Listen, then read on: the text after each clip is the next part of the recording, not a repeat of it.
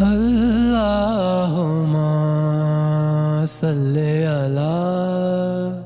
حضرت ابو سعید خدری رضی اللہ تعالی عنہ نبی کریم صلی اللہ علیہ وآلہ وسلم سے نقل کرتے ہیں کہ آپ صلی اللہ علیہ وآلہ وسلم نے فرمایا، جب جنتی جنت میں اور دوزخی دوزخ میں داخل ہو جائیں گے، اللہ پاک فرمائے گا جس کے دل میں رائی کے دانے کے برابر بھی ایمان ہو اس کو بھی دوزخ سے نکال لو۔